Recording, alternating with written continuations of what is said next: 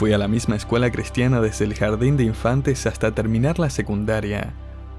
Y recuerdo a uno de mis compañeros que se llamaba Pablo y estaba un par de años más adelante que yo. Él tenía una enfermedad en una mano, y creo que por eso él se sentía bastante acomplejado. Él siempre parecía estar enojado y era muy rebelde. De hecho, lo echaron del colegio por vender drogas. Un par de años más tarde, cuando estaba estudiando para ser pastor, mientras caminaba un día por la propiedad me encontré con Pablo. Y lo primero que pensé fue, ¿estará vendiendo drogas acá también? Pero no era el caso. Un par de años después de que lo echaran del colegio, Dios había tocado su corazón y lo había transformado de tal manera que ahora estaba estudiando para ser misionero. Hace poco llamé a un pastor que apoya financieramente a Pablo para saber cómo le estaba yendo, y me enteré que él está casado y tiene 3 hijos y ha estado sirviendo como misionero por más de 10 años. Estaba fascinado por el pensamiento de que este hombre, que una vez había tenido un corazón tan duro para las cosas de Dios, ahora estaba sirviéndole y trabajando tan duro para él. Hace poco su agencia misionera ABEM, la Asociación Bautista de Evangelización Mundial, lo envió a servir en la Ciudad de México, que a todo esto tiene como sobrenombre el Cementerio de Misioneros. De hecho, la pareja que fue con ellos ya abandonó. Y sin embargo, Pablo sigue allí en el DF. Me enteré también que él ya empezó una iglesia y que está buscando un edificio para la congregación. A través de su ministerio, él ya ha llevado unas cuantas personas a Cristo. ¿Sabe qué, querido oyente? Tenemos la tendencia natural a descartar a las personas por su pasado. Y es por eso que la gracia de Dios nos sorprende tanto. Gracia es un favor no merecido. Es Dios quien se inclina para entregar su perdón y su bendición sobre nosotros. Desgraciadamente tendemos a pensar que somos más merecedores de su gracia que otros. Olvidamos que a los pies de la cruz todos somos iguales. Es fascinante que Dios nos enseña una gran lección acerca de su gracia al demostrarla en la vida de una persona que había sido marginada por la sociedad. Él había sido rechazado por todos, pero tiempo después, Dios decide usarlo de una forma extraordinaria. Esta es la historia del 9º juez de Israel, y la encontramos a partir del capítulo 11 del libro de Jueces. Este capítulo se mueve rápidamente a través de la historia del juez más interesante que hemos estudiado hasta la fecha. Para cuando terminé de estudiar este capítulo, no tuve dudas de que el tema principal se podría resumir en solo 2 palabras: gracia extraordinaria.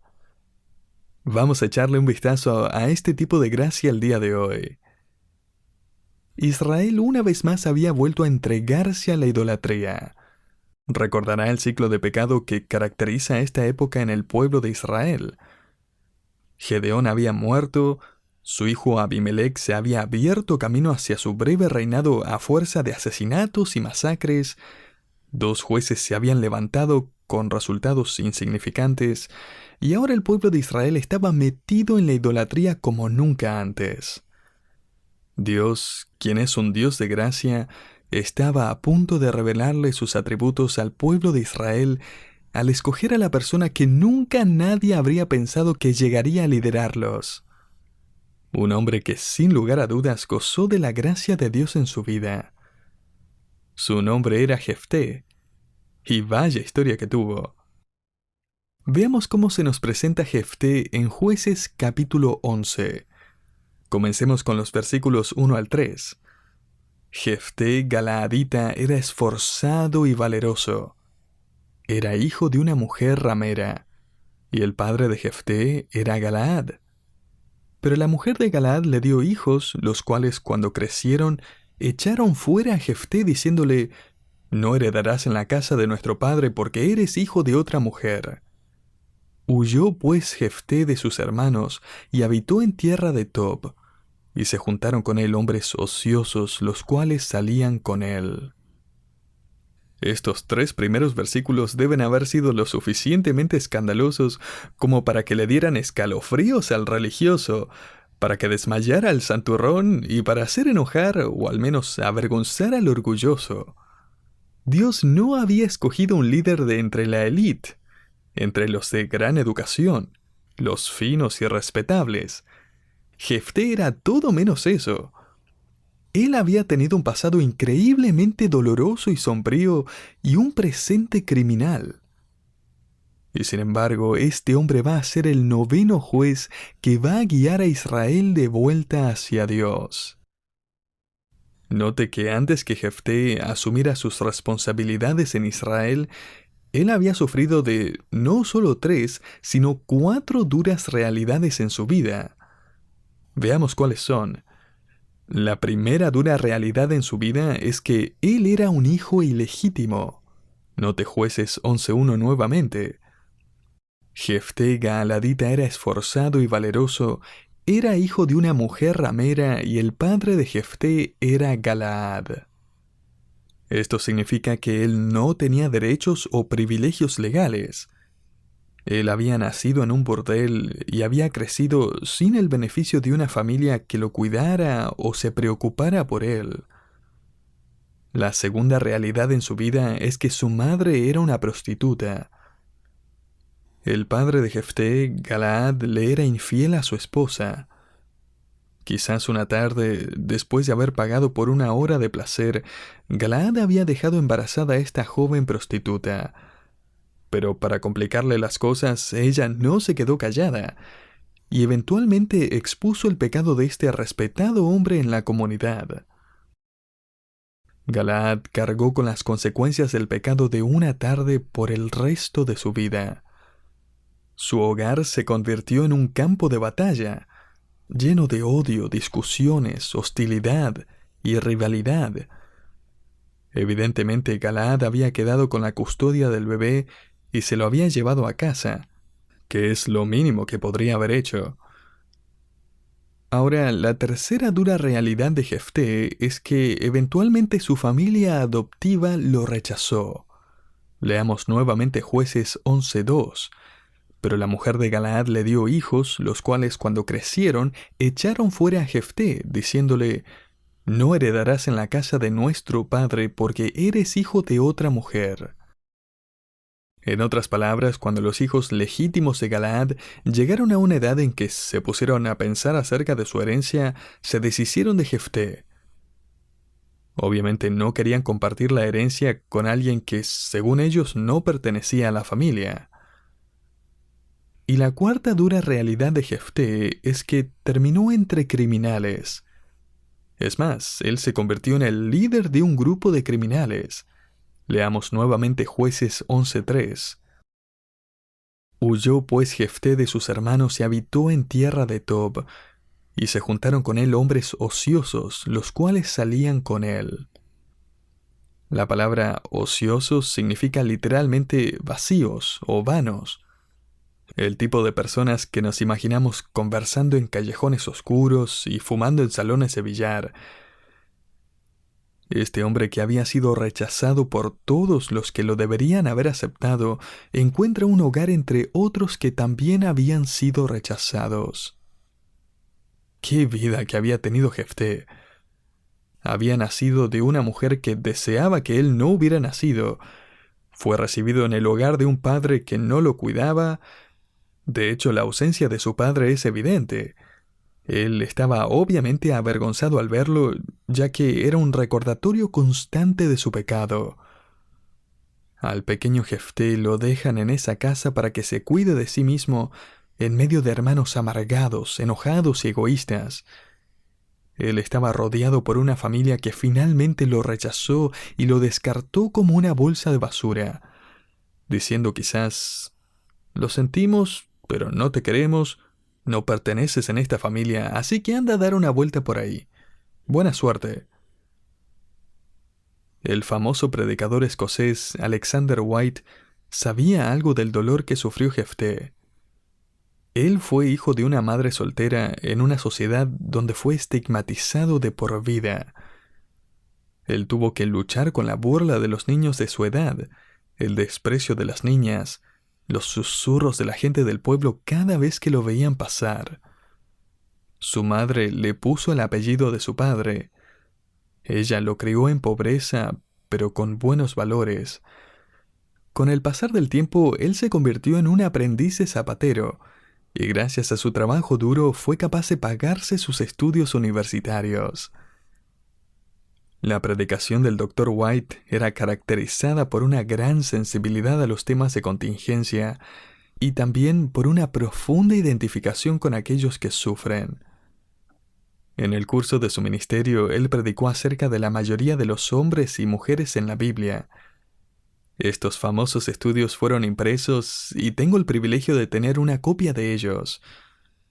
Pensé que sería interesante leer lo que él tenía que decir acerca de Jefté. Escuche lo que Alexander escribe y note la forma en que él se identifica y casi como que defiende a este hombre. Jefté fue el hombre más maltratado en todo el Antiguo Testamento. Aún hasta el día de hoy, él sigue siendo el hombre más malentendido de la Biblia. Abofeteado desde su nacimiento por sus hermanos, pisoteado por todos los hombres y peor aún por su propio padre. Dado todo tipo de apodos exasperantes y odiosos. Cuando un profeta venía a cenar, él era enviado al campo para que estuviera fuera de su vista. Plomo había entrado a su alma mientras él todavía estaba en el vientre de su madre.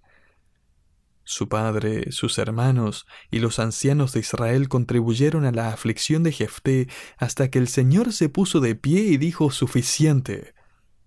Él quitó el plomo de la pesada alma de su siervo y untó con aceite y vino sus profundas heridas. Este sí que es un hombre que entendía cómo Jefté se sentía. Si hay alguien escuchando ahora mismo que se identifica con Jefté, quizás está soportando el dolor del rechazo o las consecuencias de un pecado similar. Quiero que sepa que esta historia está a punto de cambiar. La gracia de Dios está a punto de hacer algo extraordinario en la vida de Jefté. Jefté se va a convertir en un ejemplo esperanzador para usted, de que no importa qué cosas pueden haber manchado las páginas de su pasado, la gracia de Dios siempre podrá encontrarlo y levantarlo y volver a ponerlo de pie. Hay otra frase que nos ayuda a entender esta situación un poco mejor. Leamos Jueces 11:7. Los ancianos vienen a Jefté pidiendo ayuda, algo que vamos a ver en más detalle en un momento. Y sin embargo, note ahora lo que Jefté les dice a los ancianos. ¿No me aborrecisteis vosotros y me echasteis de la casa de mi padre? ¿Por qué pues venís ahora a mí cuando estáis en aflicción? Entonces podemos ver aquí que hubieron más personas involucradas en todo este asunto con Jefté. Imagine cómo debe haber sido aquel día. Los ancianos llegan a la casa de Galaad con sus trajes impecables, Biblias grandes debajo del brazo, y tocan la puerta. Quizás Galaad los invita a la sala de estar, mientras que Jefté se queda afuera. Y sin embargo, él es capaz de escuchar lo que están diciendo adentro. Él sabe que él es el tema de conversación. Quizás fue algo como: «Galaad, ese hijo tuyo es una vergüenza para la comunidad. Tu reputación está en balanza también. Sería mucho mejor que lo echaras de la casa». El padre de Jefté evidentemente les encontró razón. Así que mientras su padre Galaad apenas se disculpaba por la situación, mientras sus hermanos lo insultaban y mientras su madre ni siquiera está cerca como para decirle adiós, Jefté se va de la casa y emprende rumbo camino a Tob. Tob era un lugar desolado. De hecho, la palabra en hebreo significa sin ningún árbol. Era un desierto donde todos los marginados y odiados por la sociedad encontraban un lugar donde vivir. En cierto sentido, Jefté es una ilustración de la vida de Cristo. Jesús nació en medio de difamación y murmuración de que su madre había fornicado. De hecho, siendo ya mayor, los líderes religiosos enojados lo encararon y respondieron a una de sus enseñanzas acusándolo de que había nacido de fornicación. Su madre lo había concebido fuera del matrimonio y los fariseos obviamente negaban que él había nacido del Espíritu Santo. Jesús también fue rechazado por sus medios hermanos, y no fue hasta después de su resurrección que ellos creerían en él. Él también fue rechazado por su propio pueblo. De hecho, toda la nación lo envió a la cruz. Jefté es en parte una ilustración de aquel que fue despreciado y desechado entre los hombres, varón de dolores, experimentado en quebranto. Isaías 53:3. Aunque no se nos dice mucho acerca de él en estos primeros versículos de Jueces 11, se nos dice lo suficiente como para reconocer que Jefté era un hombre marginado. Él no fue aceptado, no fue amado por nadie, excepto por aquellos que también habían sido marginados por la sociedad. Él fue un niño que creció creyendo que no valía nada, así que encontró su hogar entre otros que también habían creído la misma mentira. Sin embargo, la gracia de Dios se manifiesta. Dios no da gracia a aquellos que creen que se la merecen. Gracia es un favor no merecido, y Dios se la da a personas como Jefté. La extraordinaria gracia de Dios no se preocupa por su árbol genealógico, no se limita a los factores sociales, económicos o familiares que las personas consideran como determinantes. Si la vida de Jefté nos dice algo a gritos, es la verdad de que nadie está obligado a ser prisionero de su pasado. El Espíritu de Dios entrega su gracia independientemente de lo que sus padres o su familia hayan hecho. Sin importar cuán desesperada sea su situación, sin importar cuántos pecados haya cometido, la gracia de Dios puede salvarlo y ungirlo para servirle.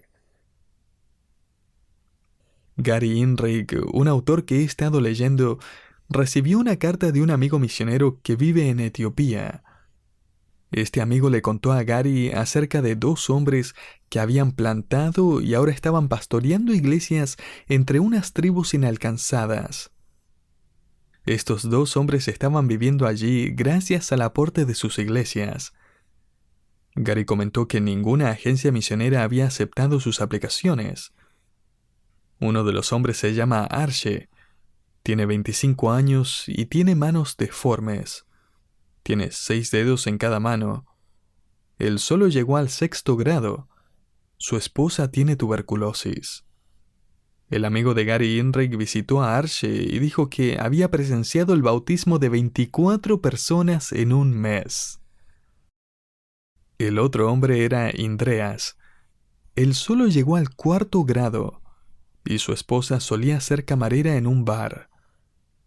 Él también tiene 4 hijos. Uno de ellos tiene una joroba. Él predica en una pequeña iglesia que requiere 2 días de viaje para llegar desde el pueblo más cercano. El amigo de Gary dijo: la última vez que fui a su iglesia presencié el bautismo de 88 nuevos creyentes. Querido oyente, Dios no se asombra con el mismo tipo de persona que nosotros nos asombramos. Él trabaja de forma totalmente distinta. La próxima etapa en la vida de Jefté revela la gracia de Dios en su vida. Jefté es buscado por estos mismos hombres que lo habían echado. Descubramos por qué en Jueces 10 del 17 al 18. Entonces se juntaron los hijos de Amón y acamparon en Galaad. Se juntaron asimismo los hijos de Israel y acamparon en Mizpa. Y los príncipes y el pueblo de Galaad dijeron el uno al otro: ¿quién comenzará la batalla contra los hijos de Amón? Será caudillo sobre todos los que habitan en Galaad. Las personas tenían necesidad de un líder fuerte, y francamente no hay nadie que tenga el valor para enfrentar a los hijos de Amón. Saltémonos hasta Jueces 11 del 4 al 5. Aconteció andando el tiempo que los hijos de Amón hicieron guerra contra Israel. Y cuando los hijos de Amón hicieron guerra contra Israel, los ancianos de Galaad fueron a traer a Jefté de la tierra de Tob. ¿Notó la ironía? Esto es fantástico. Me imagino a todos los amigos de Jefté mirando fijamente a estos hombres y murmurando entre ellos. Continuamos en Jueces 11 del 6 al 7. Y dijeron a Jefté: ven y serás nuestro jefe, para que peleemos contra los hijos de Amón. Jefté respondió a los ancianos de Galaad: ¿no me aborrecisteis vosotros y me echasteis de la casa de mi padre? ¿Por qué pues venís ahora a mí cuando estáis en aflicción? Esta es una pregunta válida, y es totalmente ignorada por los ancianos. Mire Jueces 11:8. Y los ancianos de Galaad respondieron a Jefté: por esta misma causa volvemos ahora a ti, para que vengas con nosotros y pelees contra los hijos de Amón, y serás caudillo de todos los que moramos en Galaad. Ellos para este punto ni siquiera le dicen a Jefté que realmente necesitan un líder fuerte y valiente, y que él es ese líder. Ellos solo le dicen que quieren invitarlo a que vaya con ellos, que pelee contra los hijos de Amón, y, bueno, también a todo esto, necesitamos que seas nuestro líder. Me imagino que Jefté apretaría los dientes en este momento y respondería: olvídenlo, este es su problema. Y honestamente espero que los hijos de Amón arrasen con todos ustedes. ¿Ustedes y mi padre y mis medios hermanos ahora están en problemas y quieren mi ayuda? Espero que por fin reciban lo que se merecen. Por mí que los maten a todos en batalla. Y sin embargo vemos algo maravillosamente sorprendente en Jueces 11:11. Entonces Jefté vino con los ancianos de Galaad, y el pueblo lo eligió por su caudillo y jefe. Note sin embargo que no leemos de ninguna disculpa de parte de los ancianos. Ellos no dicen: Jefté, perdón, estábamos equivocados, fuimos hipócritas. ¿Nos perdonarías? Lo sentimos tanto. No, los ancianos ignoraron el tema completamente. Y sin embargo Jefté aún decide volver y liderar a los galaaditas en la guerra. Él arriesga su propia vida por aquellos que lo habían odiado y olvidado. Esto nos dice un par de cosas acerca de Jefté. Uno es que Jefté escogió superar su pasado. No tengo duda de que él tuvo enormes luchas dentro suyo. Pero en este momento él decide dejar su pasado atrás y seguir adelante. Ya sea que se disculpen con él o no, Jefté está decidido a servir a Dios. Número 2 es que Jefté escogió ayudar a aquellos que habían rehusado a ayudarlo. Estoy seguro de que sus amigos en Tob pensaron que estaba loco. ¿En serio vas a ir a ayudar a tu padre y a tus medios hermanos y a esos tediosos ancianos? Deja que destruyan a Galaad, se lo merecen. Y sin embargo Jefté escoge mostrar gracia a aquellos que no se la mostraron a él. Esto es increíble. Ahora, ¿qué hizo que Jefté tomara esta decisión e hiciera todas estas cosas? La última parte de Jueces 11:11 lo dice. Entonces Jefté vino con los ancianos de Galaad, y el pueblo lo eligió por su caudillo y jefe. Y Jefté habló todas sus palabras delante de Jehová en Mizpa. ¿Sabe qué es lo que eso nos dice?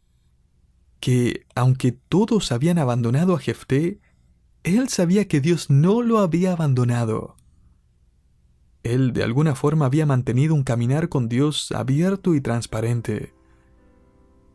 En la víspera de esta promoción increíblemente rápida, de pasar de ser marginado a ser el líder del pueblo, de ser rechazado a ser aceptado, Jefté va a solas con Dios y ora. Quizás dijo: Señor, no vas a creer lo que me acaba de pasar.